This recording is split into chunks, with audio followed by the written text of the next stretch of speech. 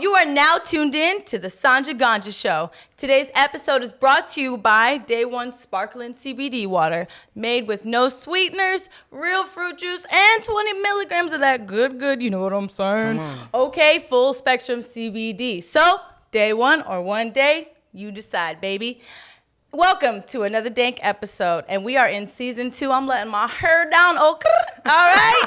I got a dank guest with me today. She's a badass in the culinary world, and she's doing some great things. Yep. Welcome, Mother Earth. Yo, thank you. I appreciate you having me. I appreciate you. Thank you for coming all the way from Dallas, originally from Louisiana. We won't forget that. You'll be able to tell from her very cute accent today. Come on. We're going to have a great time talking about being a productive pothead, being in the industry, talking about cannabis, talking about food, and all the epic things and all these treats you have brought me today. Okay, for sure.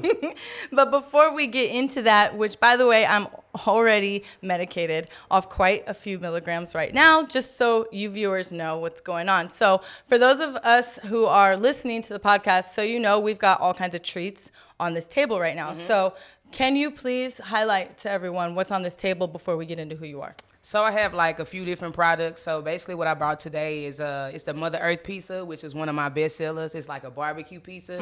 It's made with like spicy Cajun chicken. I make my own barbecue sauce with cheddar cheese and things like that. And I brought drinks. I normally have like 5 different flavored drinks, but I brought the blue raspberry, the orange mango pineapple, and the strawberry kiwi. You got the lip balm. Oh, yeah. Yeah, but I do have like 6 different flavor lip balms. So I brought the cherry and the blue raspberry. So I just bought a couple things for us to get into. Oh, shit. I got the gummies right there, too. I brought 4 different flavor gummies. So I just brought some shit for us to get into. Everything's real bright and colorful on the table right now. Yeah, it is. So tell everyone, what it is that you do, Mother Earth. I would say that I would say cannabis chef, but I wouldn't say chef because like I didn't go to school for the shit. But it's what I do. I love it. You get what I'm saying? So I'm going to take the title and I'm going to just run with it. So I'm going to say cannabis chef. So basically what I do is I kind of fly to different places and I host like these different underground kind of cannabis events for people to come together, like-minded individuals to be able to medicate together, kind of like change the stigma of weed and shit like that.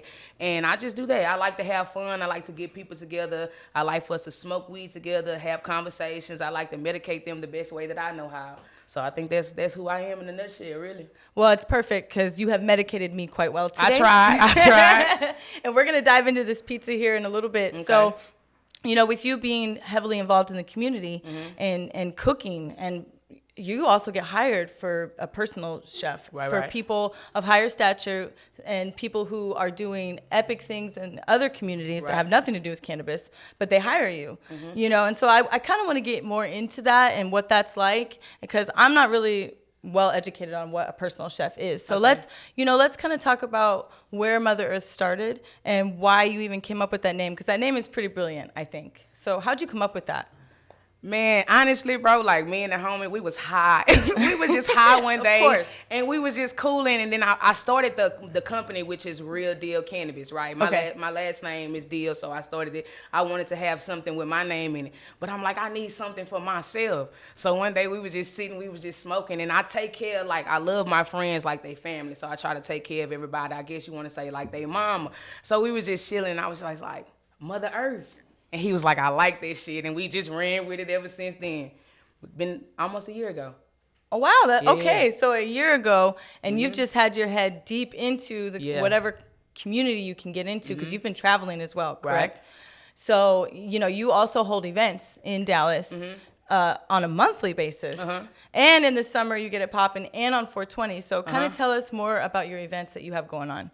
We have a monthly event called Let Me Holler at You. So basically, people, I don't want to sound cocky, but people say they like to be around me, but I'm very introverted. Yeah. So it's kind of like, I don't want to be around you, but it ain't no, I'm trying to be rude, but it's just like, you gonna fuck my energy up right quick. So I'm kind of like very selective about who I want to be around. So then they was like, but we want to see more of you. So I was like, I'm gonna host one event a month. And I'm going to just call it Let Me Holler at You. So let me get all y'all to come together, and I'm going to holler at each and every one of y'all at one time. Right. So the people who support me, the people who love me, the people who've been fucking with me since day one, we all get together. I rent out mansions and penthouses. We do it big. Doing it big. Yeah, I do like monthly newsletters. You know, we come in, we get high, we vibe. And I talk to them, you know, every month I try to have something different, you know, for us to do. Because just like I was telling you earlier, like, I'm well versed in trying to build my clientele, my this, my that, but I haven't been that big in the industry itself. Right. So it's a lot of people who want to know about what's going on, and there's a lot of millennials who want to know about what's going on, but they ain't trying to listen to it from no old person. You know what I'm saying? So I'm trying to be the one to bring us together, right, and really let me holler at y'all. So that's what we do. Then we have another one called Midnight Special. Now I'm 25. That's for my grown and sexy people. You know what I'm saying? My 25 and up. We get together around midnight. It starts at midnight. We do all kind of 80s and 90s R&B type shit. Yes. And that's a free event.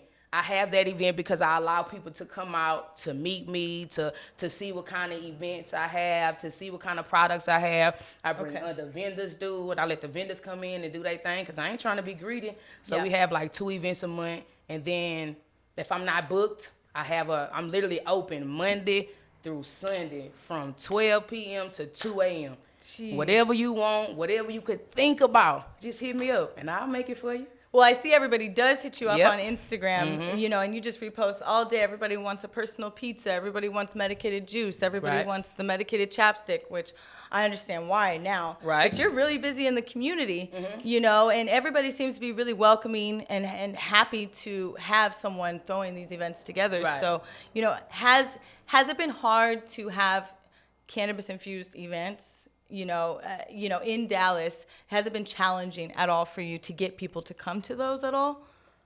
Not really, because it's all about the experience that you sell. You know what I'm saying? Like, we don't even call them events anymore. My team and I, we call them experiences, because once you cross that threshold into a Mother Earth event, your whole world is about to change. Yeah. You know what I'm saying? So we just like to get people to come out and want to see what we about. We do like content and videos, kind of like snippets, because I'm very private and I'm very personal. And I feel like if you haven't paid your money to come see what I'm about, the internet don't need to tell you what's going on. You know what I'm saying? So it hasn't been that challenging, because my first event, we sold out 3 days. Beautiful. No lie, 3 days. Somebody just wants something to do. They want to smoke weed. They want to do it around people who not sagging, or people who don't have like wild hair or hey dude. You know what I'm saying? They want to be around people who the same stature them. People who got a little money. People who this. You know what I'm saying? And that's just what I try to provide. Well, I like that, you know, because it sets an example for, you know, what we're doing in the community, and it can thresh into the cannabis and the hemp, you know. You know, I haven't been to Dallas yet, which I'm excited to go. There's the hemp convention coming up, which you actually have a Let Me Holler at You event. The day of. Yes. The day of. And you might possibly even be doing an after party, which is great for the hemp convention. So I'm really excited to see what you got going on. Man, you just got to come check me out. That's all. And you're going to be doing stuff on 420, correct? Yeah. Yeah, you know, that's huge, because I actually was really nervous to be here in Texas for 420. I'm like, what's going on? But now I'm excited because you have an event that's going to be going down. So tell me more about that on 420.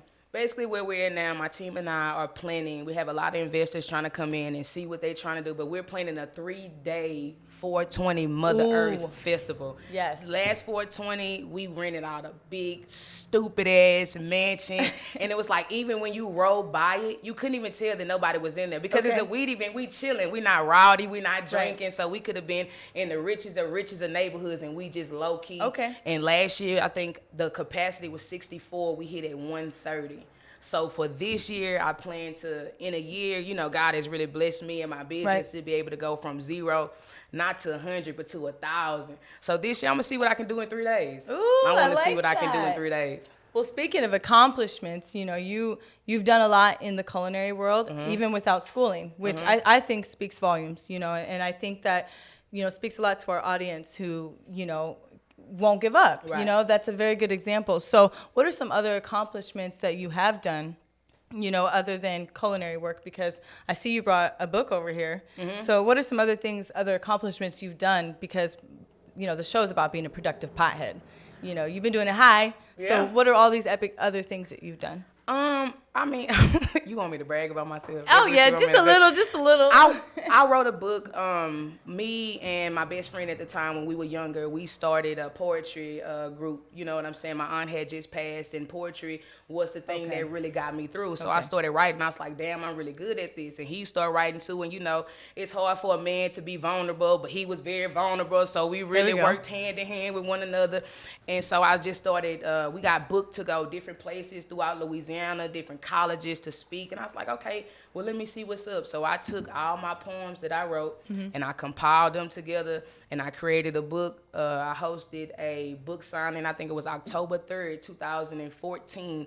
I hosted a book signing at the African American Museum in Alexandria, Louisiana. Wow. I was also the youngest person to do that. I'm going to just put that out there. You want me to brag? I'm going to say that's a big deal. I was also the youngest person to do that out there. We went on a media run. We went on all the radio stations. We was on the news. We was live. We was in color. And I just, you know, when I set my mind to do something, I do it in totality. No, you know absolutely. So that's one of my accomplishments. Well, congratulations on that, because that is something that speaks volumes to everybody out there. Never to give up and never to do it. Do you have plans to continue writing in the future? Yeah, I haven't wrote something in so long. The other day, I wrote a poem, and I hadn't done it in so long. And I called my sister, and I read it to her. She was like, "Oh my God, Adrian, that's sexy. Like, you sound grown now. You sound like you've really elevated." So I'm like, let me see what I can do now that I've been through so much in my life. Right. Now that, you know, that's one small book, I know how to do that times 10 now. You know what I'm saying? So I'm actually trying to put something else together. I'm working on the cannabis book too, so all that's just going to go hand in hand. Well, I'm excited to see that come out. Yes, ma'am. So you were telling me about a cannabis book in the near future. Uh-huh. So tell me what that would entail, and you know, do you really see that coming to fruition anytime soon? Yeah, because I said it out loud. There you go. When I say it out loud, that's it. I'm never going to say it out loud if I'm not going to do it, because then I'm going to feel like a B word. You know what I'm saying? Or I love a P that. word, you know. The book will mostly be about, last year I lost like 127 pounds altogether. And it was like cannabis and me cooking and me watching my diet and what I was doing.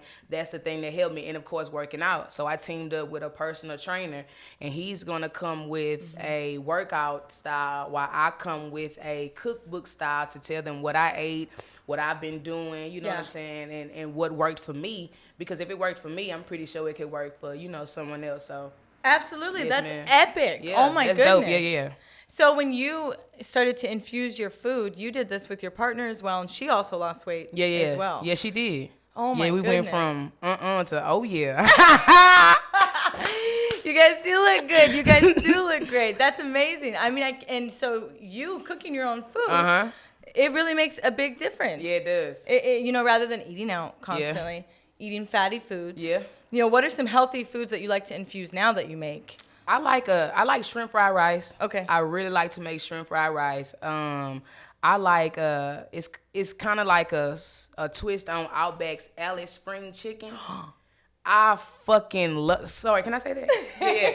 I fucking love to make that Alice Spring chicken with like green beans, and I like French style green beans. Yeah. I like the little whole ones because I like to like saute them with bell peppers and onions. And my favorite bell peppers are like the red one and the orange one and the yellow. See, I'm getting hungry. Can y'all hear my stomach? Yeah, my stomach So that's kind of some of the things that I like to eat. And I did the smoothie thing that kind of kick-started my weight loss. I did the 10-day smoothie cleanse. So now I do smoothies and I infuse my smoothies as well. So, you know, I stay medicated at all times. Ooh, there you go. Yes, ma'am. How much can you say you can handle on edibles, milligram-wise, if you want to function and still, you know, do like a Mother Earth work day? I'm a dog. Like, okay. I don't even know. Okay. Like, I can go as far as I can go. And I think the reason why is because since I cook, a lot of some people want to get so fucked up, or some people don't want to get like a little bit. So I kind of like test tolerance. Sometimes I'll be at home and I'm like, babe, I know, let's eat. You know, I'm finna cook. Let's see how hard we gonna fall. And sometimes we fall,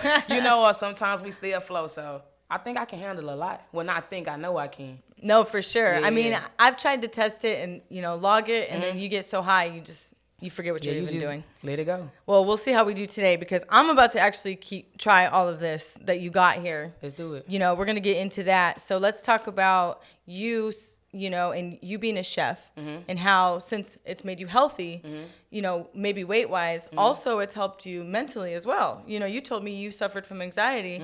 Look, it took me a lot to get her on the iPad to do a FaceTime. She has turned down other interviewers. She's turned down the Dallas News, right? And I'm bragging right now, right? It was the I don't know. I think it's the Dallas News or it's the Dallas, it's the whatever they have out there that wants you to do the written interview. So it's the paper. It's not an actual face-to-face interview, but it's the paper. So I know I suck because I butchered that, but y'all can figure that out. Y'all can figure that out. It's whatever publication needs to be written. Trust me, if we're medicated, they're probably medicated on the other side. Trust me. No, so I appreciate you. You know, it took all those other people for you to turn down to come to me, and you've suffered from anxiety. You know, which I also have too. You know, it's something new for me. Right. And I'm trying to deal with it using this, obviously. But you helped me a lot today. Yes, ma'am. I try to do what I can. You know, so tell me about your anxiety and how you've kind of used THC and CBD to help with that. You know, to help our viewers. I mean, being introverted and also extroverted, because I love to have a good time, but it also depends on who I'm around. You know what I'm saying? So sometimes I could get really anxious because if I'm around you, like I don't want to say I'm sensitive to it or speak energy because that's what everybody else talking about, but you could really feel that. You know, if a motherfucker got bad intentions, you will know for yourself. You know what I'm saying? Like, if I was mad and I came in the room right now, the tension would be thick. You could cut it. You know what I'm saying? Yeah. So I think me smoking, because I smoke all the time.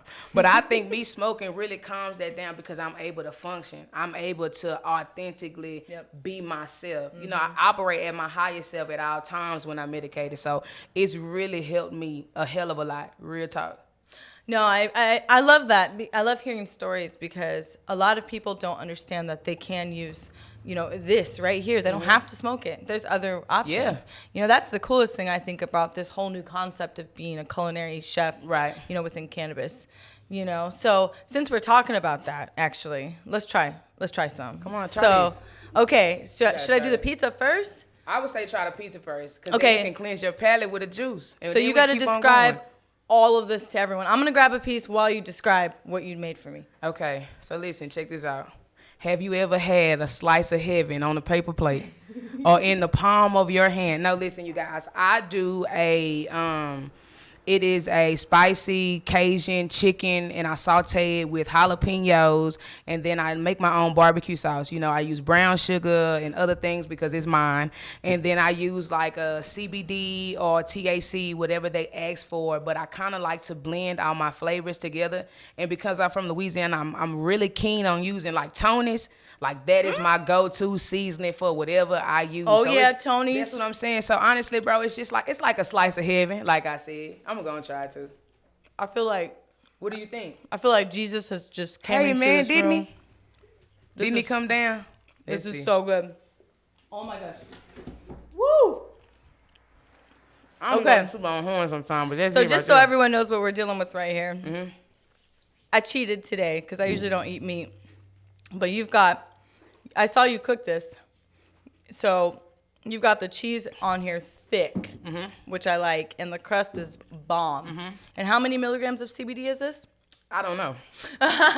That's me being honest. I put as much as I could to make us feel as good as we could. Yeah, just dumped it in. Well, and I figured because I want a body high anyways, especially since I've been doing all this THC all day.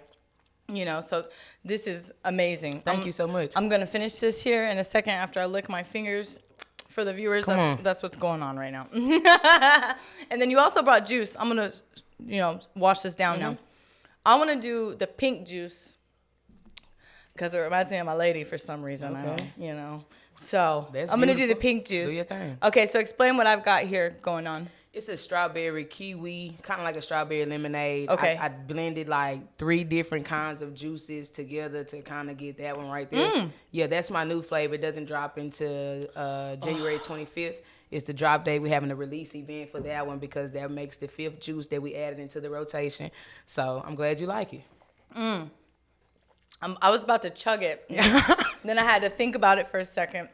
I'm like, gonna get toe up. Yeah, I'm like, wait a minute, I need to calm down. Yeah, you do. No, that's really good, and you have all these different flavors. What inspires you to come up with these ideas and like these certain flavors? Honestly, when I started doing it, I mainly focused on events, you know, and I was just like once a month here and there. But what can I do to keep myself as relevant as possible? What can I do for somebody to keep talking about me even when they're not talking about me? I need product. Yeah. What do people want? You know, I would love to be at the crib chilling with my old lady, watching Netflix, eating a weed pizza. You know what I'm saying? Somebody that I could call, hey, can you bring this to me? Or a juice, you know, like my lip balms. Yeah. Those are one of my best sellers with corporate people, because when you at work and somebody piss you off and you can't get high, just go and rub that on. You know what I'm saying? So I wanted to be as accessible at all times. So that's kind of what happened here. And then the blue raspberry, I really like blue. You know what I'm saying? I really like blue raspberry, and that's been one of my best sellers. The orange mango pineapple, I used to drink that a lot when I was a kid, so it kind of means something. And then I have a fruit punch, which is called a Devil's Advocate. And then I have a lemonade, which is called Yellow Dragon. Well, I want to try all of them. Yeah, you should. But I'm going to have to spend the night. Okay? Yeah, you definitely going to have to spend the night. You definitely going to have to spend the night. Well, before I try, after I try these, I want to talk about kind of the people that order from you. Okay. Because, since you're talking about that, what the consumers want, and you really know what they want. Right. I know you were telling me you've worked with high-profile people. Right. That are in politics, that are in, celebrities, that are just kind of all over the board. So I kind of want to touch into that. But before we do that, I want to try these. This way it all hits at like once, and I'm not just like on the couch later. Okay. So, all right. So I've got 2 dark green ones, a light green one, and a pink one. What are these flavors? This is watermelon right here. The dark green. This is green apple, and this is strawberry kiwi.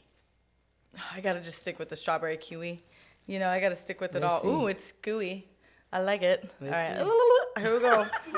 Should I eat the whole thing? I would. Give me one. Oh, God. Okay. Here we go. I'm going to take this one and leave you there. Here we go. Sanja Ganja. Eating the edible on the Sanja Ganja show. I'm high, obviously. Wow. Yeah. Stop. All right. So. Ooh, the sour. Ooh. Can you taste it? Yeah. God, damn. Forgive me for looking ugly for that second. Oh, my God. That's so sour. That was good. That's strong, though. Jesus. That was really good. Mm-hmm. It was like the perfect amount of sour, too, because it was like sweet in the beginning. A little sour at the end. Come on, man. You're a good critic. You're a good critic. Okay, so, you get a lot of people that order from you. Mm-hmm. All over the board. You were telling me lawyers. Right. Celebrities have flown you out. Okay, right. So tell me about that. What do you have going on? Who hits you up?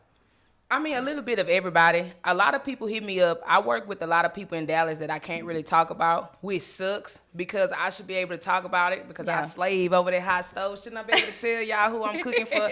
I know that Wiz Khalifa and Ray Sherman came to town, and I gave them, I cooked, I really wanted to cater towards Ray Sherman and them because they're younger. Yeah. But they from Mississippi and I'm from Louisiana. So they country, I'm country. You know what I'm saying? So I did like a whole spread. I did like baked chicken, a 3-cheese macaroni and cheese, triple chocolate, fudge cake, rice, gravy, cornbread, sweet potatoes, cabbage.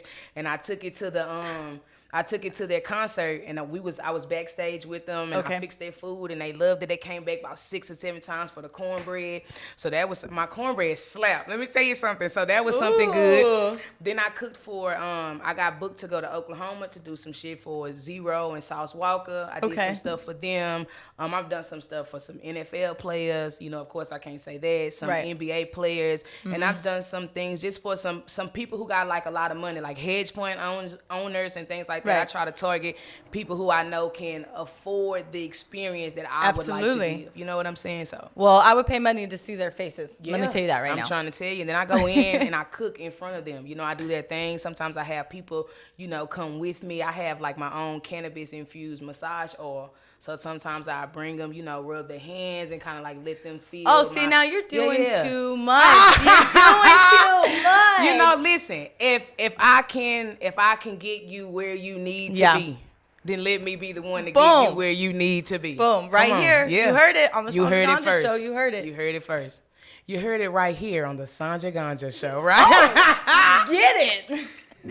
So you have done epic things in your community. You've traveled all across, but I want to kind of dive more into the challenges that you've faced so that we can give the viewers some kind of tips just in case they're interested in getting into your industry, whether it's writing, culinary world, and cannabis. So tell us, being a Black, gay, female entrepreneur. Seriously, we're we are just a shooting star. Right. Being that, what are some of the challenges that you've faced in the last year, especially being new? As crazy as it seems, all of those things, I haven't faced any kind of negative pursuit towards that. You get what I'm saying? Yeah, I know. I think that one of the biggest challenges that I've had within this industry is just being knowledgeable and having to understand and having to relearn and having to know a dosage and having to tell somebody, well, this is, you get those questions like everything that I do is homemade, so you definitely don't get, well, how much is in that? Well, how much is in that? Well, how much is in that? But I can tell you what I know I put, you know what I'm saying? But that doesn't mean, like, most edibles are tested and things like that. So if I'm doing it from home, like, I think one of the biggest things is just knowing, being able to educate my customer or my consumer or my client or my patient, whatever you want to call them, being able to educate them on what's mine. You know what I'm saying? I think that was terrible. Well, it was very hard. And you've gotten nothing but positive feedback from the people that consume your edibles. And, it's done nothing but drive you to continue to do more in your community. Yeah.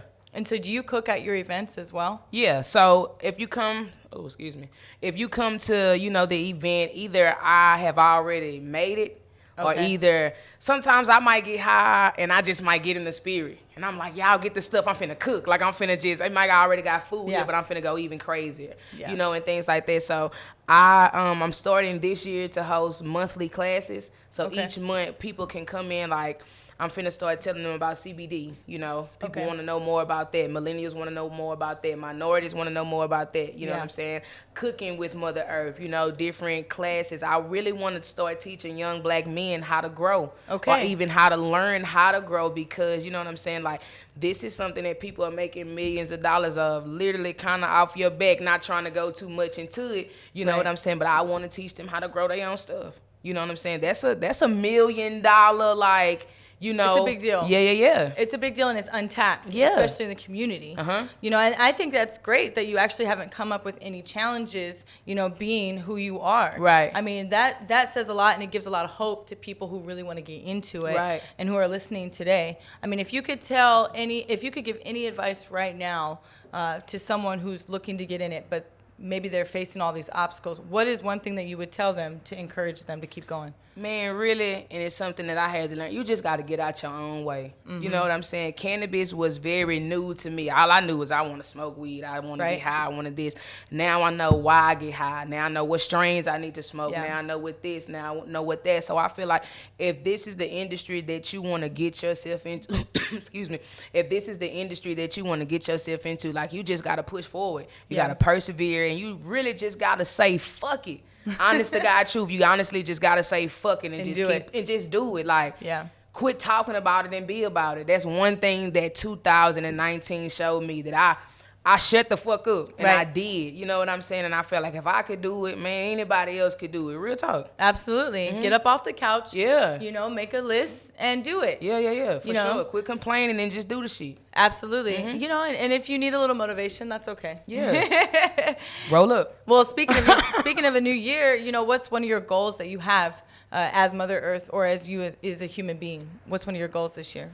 Honestly, I want to get bigger in CBD. My dad is permanently disabled, and he's like a man's man. He won't take pills. He don't like it. He won't go to the doctor. Really? So when I make different creams and things like that, it really works for him. So I kind of want to get into that sector of things. So now I'm just trying to get with some people to come out with my own CBD line and things like that, just so I can get on the other side of things.